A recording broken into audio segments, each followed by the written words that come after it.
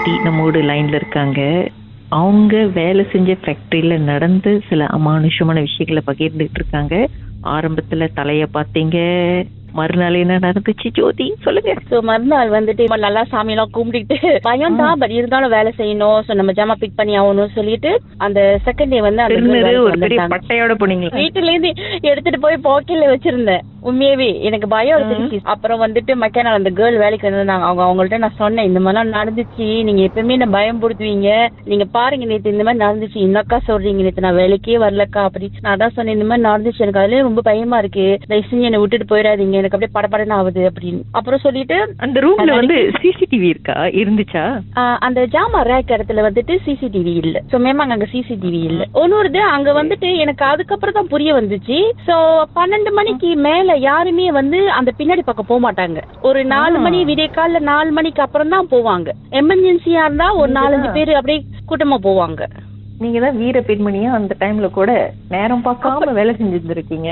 இல்ல அப்படின்ட்டு இல்ல. சோ அந்த டைம்ல வந்து இங்க ஷிஃப்ட்டுக்கு வந்து அந்த இடத்துல ஜாமா எடுக்கணும்னோனே சோ நம்ம போய் எடுத்து ஆகணும். சோ நம்ம அதனாலதான் போயிருந்தோம், இல்லன்னா நம்ம போயிருக்க மாட்டோம். சோ செகண்ட் டே என்ன நடந்துச்சுன்னா, சோ எல்லாம் வந்து அந்த ரூம்ல பேசி முடிச்சுட்டு சோ நம்ம எல்லாம் போயிட்டோம் வேலைக்கு. சோ எல்லாம் போயிட்டு அப்ப எல்லாமே கிட்டே தான் வேலை செஞ்சோம். சோ லீடர் சொன்னாங்க, வேணா நேத்து அது பயந்துருச்சு, சோ எல்லாம் கிட்டே வேலை செய்யுங்க, தூரமா போயிடாதீங்க அப்படின்ட்டு. சோ செகண்ட் டே வந்து என்ன நடந்துச்சுன்னா, சோ நம்ம ஜாமா பிக் பண்ணிக்கிட்டே இருக்கோம். சோ ஒரு பாக்ஸ்ல இருக்கணும் ஜாமா, பாக்ஸ்ல எடுத்துட்டு அழகா தள்ளி வச்சுட்டு வரோம். நான் ஒரு 2 ஸ்டெப் எடுத்து வைக்கிறேன், அந்த நான் எடுத்த ஜாமா கோத்தா கீழே உழுவுது.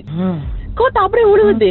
நான் நல்லா தான் தள்ளி வச்சோம், எப்படி உழுவு சொல்லிட்டு திருப்பி ஓகே உழுந்துச்சு, மேபி நம்ம சரியா வைக்கல போலக்கு, சரின்னு சொல்லி எடுத்து வச்சு திருப்பி உள்ள தள்ளி வச்சுட்டு வரேன். அப்படியே வருஷம் அந்த அந்த ஒரு ரோல் எல்லா கோத்தமும் அப்படியே உழுவுது.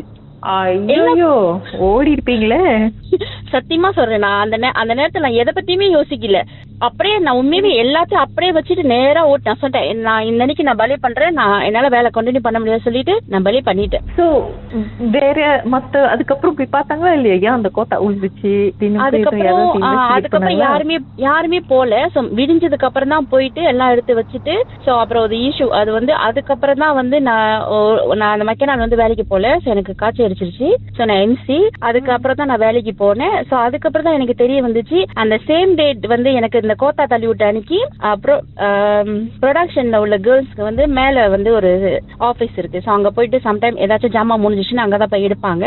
அங்க போகும்போது அவங்க வந்து சில விஷயத்த டைரக்டா இன்னமும் வந்து கச்சூர் பண்ணது சொல்லி கத்திட்டு நாய் கரைச்சிங்களா வந்து கீழே வந்திருக்காங்க. சிசிடிவில பாத்திருக்காங்க, ஒன்னும் தெரியல. சோ இந்த டெக்னீஷியன் என்ன பண்ணிருக்காங்க, போயிட்டு சரியா இதுங்க கத்திட்டு வந்துச்சுங்க பயந்துட்டாங்களேன்னு சொல்லிட்டு போய் போட்டோ பிடிச்சி பாக்குறாங்க. அங்க ஒரு உருவம் நிக்கிற மாதிரி அந்த போட்டோ வந்து இருந்துச்சு. சோ அந்த போட்டோ வந்து ஒரு கம்பெனி ஃபுல்லா எல்லாத்துக்கும் வந்து வைரல் ஆயிடுச்சு.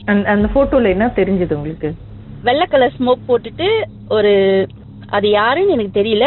ஆனா அந்த மூஞ்சி பக்கம்லாம் அப்படியே ரொம்ப கருப்பா, ஒண்ணுமே கையை கால் எதையுமே தெரியல. வேற நான் சொல்றேன், எனக்கே சிலுக்குது, ஒண்ணுமே தெரியல, அப்படியே கருப்பா பிளர்வா இருந்துச்சு. ஆனா அந்த ஸ்மோக் மட்டும் நல்லா கிளியரா தெரிஞ்சிச்சு வெள்ளை கலர்ல.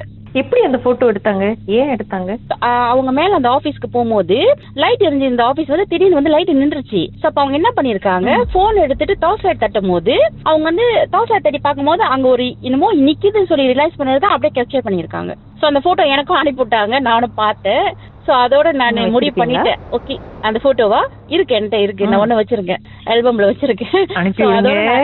ஆல்பம்ல வேற ரொம்ப முக்கியமான ஞாபகார்த்தமா வச்சிருக்கீங்களா பத்திரமா? சோ அதோட நான் அந்த இடத்துல நான் நோட்டீஸ் கொடுத்துட்டு நான் நின்றுட்டு அந்த இடத்த விட்டு ஓடிடுடா கோபாலுன்னு கிளம்பிட்டீங்க. அத நான் வேலை நின்றுட்டு அதுக்கப்புறம் வேலை இடத்துக்கு வேலைக்கு போனேன். இன்னமும் பயந்தாலும் அந்த போட்டோவை இன்னும் பத்திரமா வச்சிருக்கீங்கன்னா வேற லெவல் தான். நீங்க அந்த போட்டோ கொஞ்சம் அனுப்பி விடுங்க எங்களுக்கு வாட்ஸ்அப்ல. ஓகே நான் அனுப்புறேன். சரி, அந்த ஃபேக்டரியில ஏற்கனவே ஒருத்தவங்க வந்து ஒரு ஆண் இறந்து போயிருந்தாருன்னு சொன்னீங்களே, அவர் எப்படி இருந்தாரு? அவர் வேலை செஞ்சுட்டு இருக்கும் போது இறந்துட்டுன்னு கேள்விப்பட்டேன். அதுக்கப்புறம் தான் ஒவ்வொரு விஷயமா நான் போய் அதாவது வேலை செஞ்ச சீனியர் அக்கட்லாம் கேட்கும் போது அப்பதான் வந்து எல்லா விஷயமும் சொன்னாங்க. அதாவது அந்த நோட்டீஸ் கொடுத்து 1 மந்த் நாங்க வேலை செய்யும் போது சோ இந்த மாதிரி விஷயம் அவர் வந்து அங்கேயே வந்துட்டு சூசைட் பண்ணிக்கிட்டாரு அப்படின்ட்டுன்னு சில பேர் சொன்னாங்க. எப்படி இறந்தாருன்னு தெரியல அப்படின்ட்டு. சோ அந்த இடம் எங்கன்னா அந்த கோத்தாலாம் விழுந்துச்சுன்னு சொன்னேன்னு அந்த ரேக்கு தான். அந்த ரேக்கு கூட தான் வந்து அவர் இறந்துட்டாருன்ட்டு அந்த மல்லிகைகள் சொன்னேன்னா அவங்க கண்ணுக்கு தெரியும்னு சொல்லி பார்த்தாங்கன்னு சொன்னேன்னு அது வந்து அந்த இடம் தான். அது ஒரு சூசைட் பண்ணிக்கிட்டாருன்னா இப்படி பிளேட் கத்தி இருக்கும்ல, தள்ளுற கத்தி. சோ வேலைக்கு அதுதான் நம்ம யூஸ் பண்ணுவோம். சோ அந்த கத்தியை வந்து அவரு யாரும் பார்க்காத போது அந்த இடத்துல வந்து கழுத்தை அறுத்துக்கிட்டு இறந்துட்டாருன்னு தான் சொன்னாங்க. சில பேர் சொன்னாங்க டிப்ரெஷன், சில பேர் சொன்னாங்க அவருக்கு கொஞ்சம் மென்டல் இஷ்யூ இருந்துச்சு அப்படின்னு.